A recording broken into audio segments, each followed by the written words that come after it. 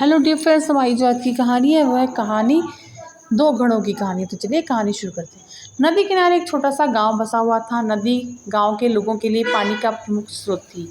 लेकिन जब बरसात का मौसम आया और गांव में कई दिनों तक घनघोर बारिश हुई तो नदी में बाढ़ आ गई। बाढ़ का पानी पूरे गांव में भर गया। मकान पानी में डूब गए। लोगों को सुरक्षित स्थानों पर भागना पड़ा। बाढ़ के पानी में लोगों के घरों की कई चीजें बहने लगी। उनमें से दो घड़े भी थे। एक घड़ा पीतल का था और एक मिट्टी का। दोनों ही घड़े पानी में खुद को बचाने का प्रयत्न कर रहे थे।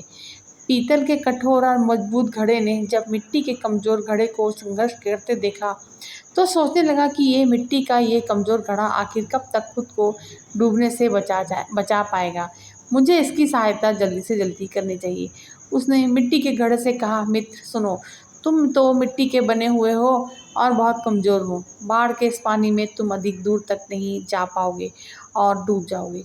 मेरी बात मानो और मेरे साथ रुको रहो। मैं तुम्हें डूबने से बचा लूंगा। मिट्टी के घड़े ने पीतल के घड़े को देखा और उत्तर दिया, मित्र, तुम्हारी सहायता के प्रस्ताव के लिए धन्यवाद, लेकिन मेरा तुम्हारे आसपास रहना मेरी सलामती के लिए उचित नहीं है।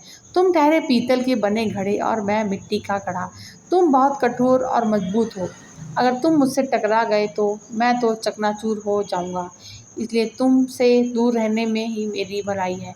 मैं स्वयं ही खुद को बचाने का प्रयास करता हूँ।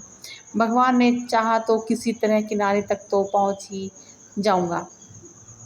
इतना कहने के बाद मिट्टी का घड़ा दूसरी दिशा में बहने का प्रयत्न करने लगा और धीरे धीरे पानी के बहाव के साथ नदी के किनारे पहुंच गया।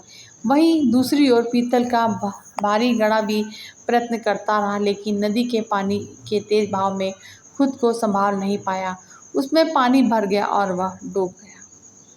तो फ्रेंड्स, इस कहानी से हमें कुछ शिक्षा भी मिलती है। तो कहानी शिक्षा ये मिलती है कि विपरीत गुणों की अपेक्षा एक समान गुण वाले अच्छी मित्रता कायम कर पाते हैं। तो फ्रेंड्स, कहानी सुनने के लिए आपका बहुत बहुत शुक्रिया।